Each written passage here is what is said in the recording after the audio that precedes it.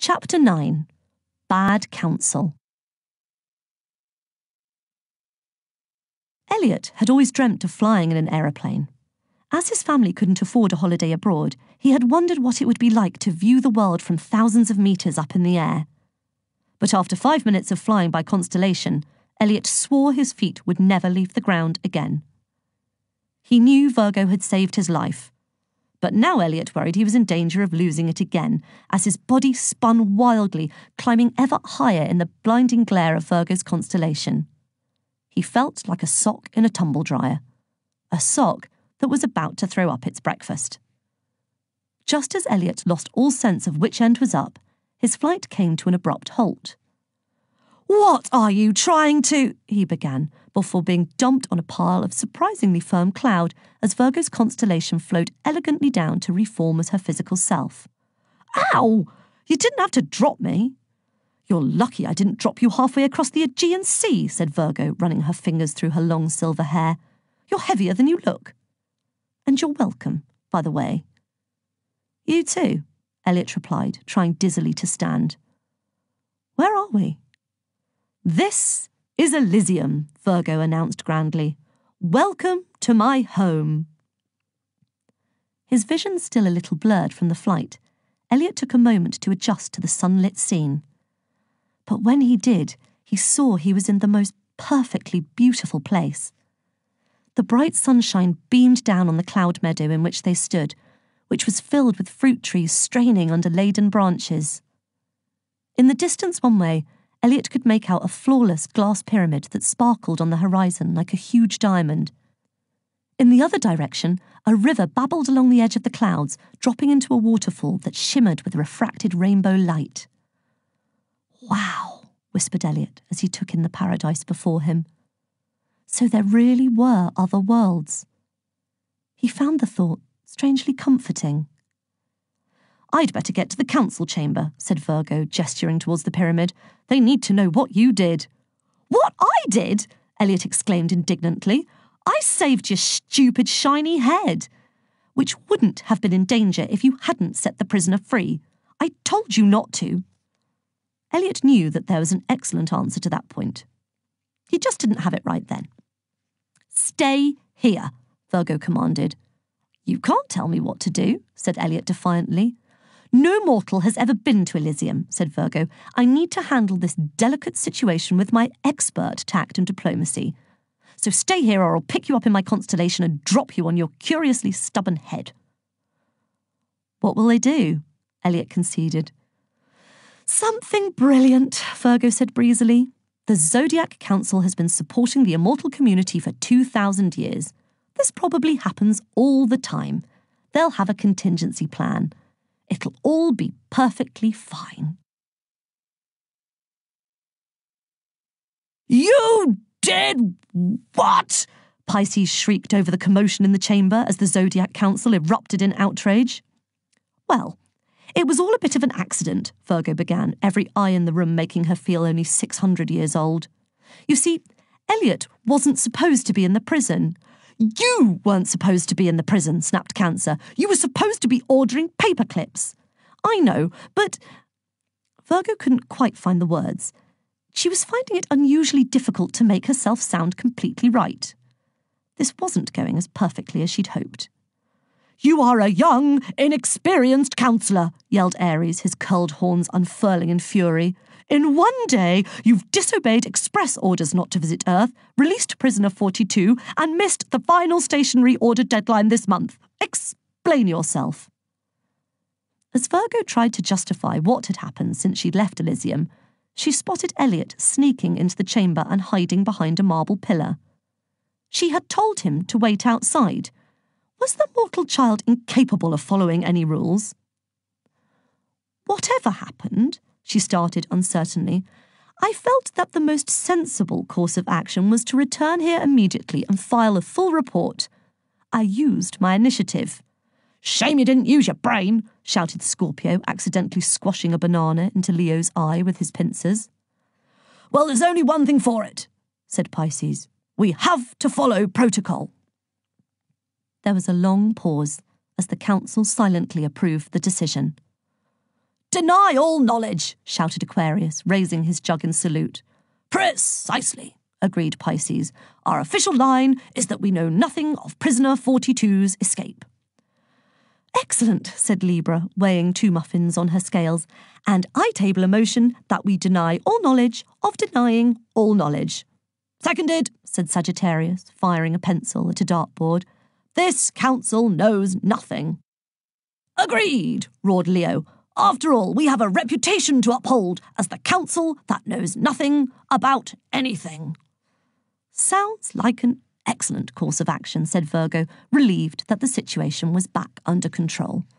I'm sure it's of no consequence. After all, how dangerous can this Thanatos be? Ooh, chocolate muffins. The air was nearly sucked out of the chamber as the councillors gasped as one.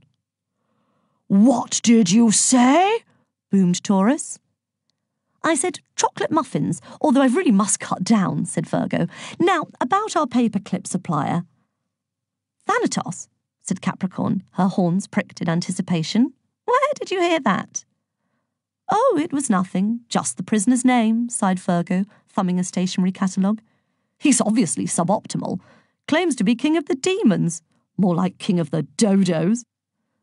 You must be mistaken, said Pisces dismissively. Clearly your incompetence extends to your hearing. Virgo knew she should leave well enough alone. She had escaped serious reprimand, and the whole matter could now be put behind her. But being right was far more important. So, Pisces, pardon me, but my hearing is perfect, she ventured. The prisoner clearly stated his name was Thanatos. That is impossible, said the Gemini twins condescendingly. Why? Said Virgo. Because, child, said Pisces, Thanatos has been dead for over 2,000 years. He seemed thoroughly alive this morning, said Virgo. Who is he? Haven't you studied our history? Asked Aquarius.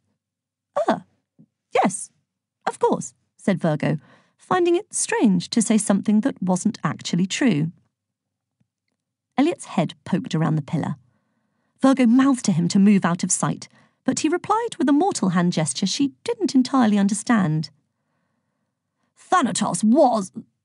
Whatever are you doing, child? Asked Pisces, noticing Virgo's strange head movements as she communicated with Elliot.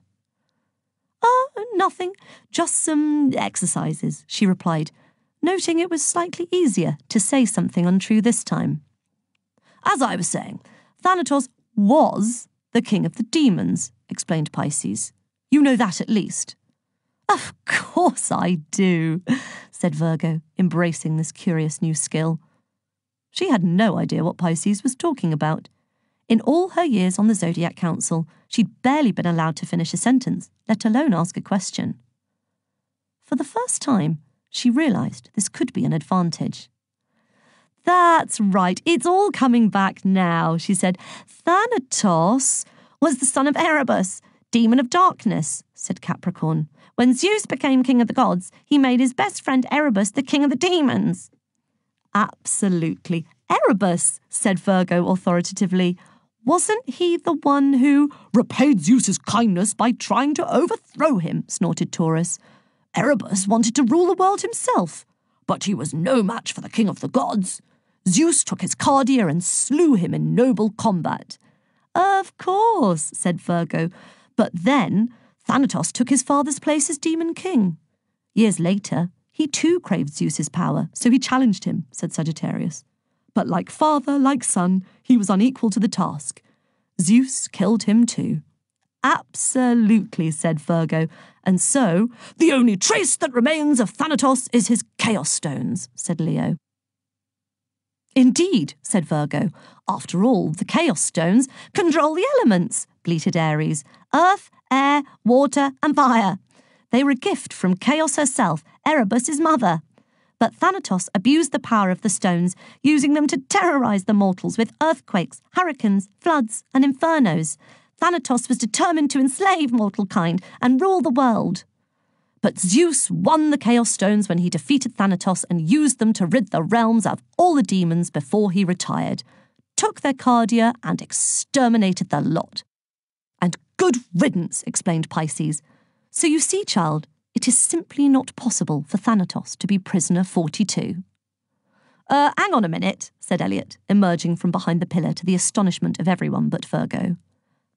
Elliot, spat Virgo, I told you to stay outside. Elliot, asked Libra, this is the mortal child. Yes, I was going to... You've brought a mortal to Elysium, roared Leo. Are you out of your mind? No, you see, Thanatos, prisoner 42, was about to kill him, so I rescued him in my constellation, said Virgo proudly. Haven't you read your contract? Cried Capricorn incredulously. Council members aren't allowed to reveal their constellations to a mortal. I told you so, huffed Virgo to Elliot. No mortal has ever set foot in Elysium, shouted Cancer. Well, it looks like I picked a good time to start, said Elliot, exchanging curious looks with Pisces. Didn't you just say that Thanatos wanted to enslave mortal kind? We know nothing about that, said Libra dismissively. You just said he did. No, she didn't, said Capricorn. She didn't say anything. So you're denying that the chubby golden sheep over there... How dare you, snorted Aries. I'm a ram. Apologies, said Elliot. So you're denying that the chubby golden ram over there just said that there might be a death demon on the loose who could attack mortals with earthquakes, hurricanes, floods, and infernos. No, technically he'd need his chaos stones back, and then he could attack mortals with earthquakes, hurricanes, floods, and infernos, said one Gemini twin, earning a slap from the other. Not that we have any knowledge of that. So you look after the immortal community, but when something serious happens, you're not going to do anything. We are a council, explained Taurus. It's not our job to actually do anything. We just have to file the correct paperwork. Thanatos is dead, and even if he weren't, it's not up to us to wage war on vengeful death demons, added Pisces. Not that there are any of those. And if there were, we'd know nothing about them. So this is your perfect system, Elliot said to Virgo, who had sunk under the table with embarrassment. This makes you so much better than mortals. All eyes turned to Virgo, or the top of her head. Elliot had a point. She needed to stand her ground. The child is right, she finally squeaked from beneath the table. If this prisoner 42 is Thanatos, and if he is as dangerous as you say he is, shouldn't we at least try to recapture him? If Thanatos is as dangerous as we say he is, perhaps you shouldn't have let him go in the first place, shouted Libra. Not that he is dangerous, or even exists. I know nothing about it. Well, on behalf of all mortals, you've been a huge help, said Elliot, turning to leave. So if you could beam me back to my jeopardised mortal life, I'd be very grateful. How do I get out of here? Virgo can show you the way. She's just leaving, said Pisces. I am, said Virgo, poking back up over the table. Yes, you are, said Leo. You're absolutely right. This is your mess and you need to clean it up before word gets out that an immortal prisoner is on the loose. Not that he is. Restore the mortal child to his home and do not return to Elysium until prisoner 42 is safely back in his prison. Not that he's out of it. How am I going to do that? Said Virgo. Your problem, Pisces pronounced. Virgo of the Zodiac Council and guardian of the stationery cupboard. You are to return to Earth and sort out the situation you have created. But not before ordering some more printer ink. To ensure you cannot risk any further exposure of the immortal world, the Council hereby forbids you from using any of your constellation powers on pain of suspension. What? Shrieked Virgo. You'd suspend me from the Council. No, child, said Pisces grimly. We'd suspend you from immortality. You could lose your cardia for this. But, you can't do that. I won't let you, yelled Virgo, clutching at the necklace at her throat. Yes we can, and yes you will, said Cancer, pulling a huge leather-bound volume from the bookshelf with her pincers. Here it is. Cancer handed the volume to Virgo. What's this? Asked Elliot. The sacred code, said Virgo grimly. Our rules. During the reign of the Olympians, certain immortal behaviours were getting a little excessive, said Aquarius. When the Zodiac Council took charge, we decided to impose a little order.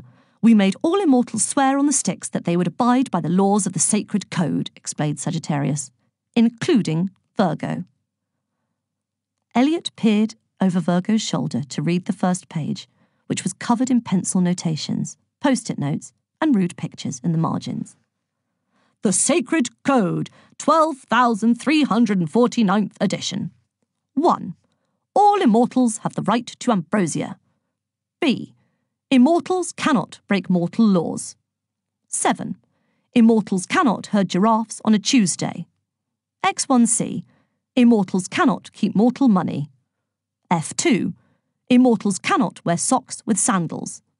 39.4. Immortals cannot break an oath. XY.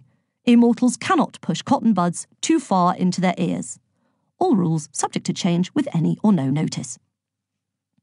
Turn to page 4,329, said Cancer smugly. Virgo leafed through thousands more pages of rules and read aloud. Rule 985, take away the first number you thought of. The Zodiac Council reserves the right to confiscate the cardia from any immortal who behaves like a proper donut. You see, said Pisces, so there you have it. Virgo, your task is clear. Recapture the prisoner without using your constellation powers, or you will lose your immortality forever.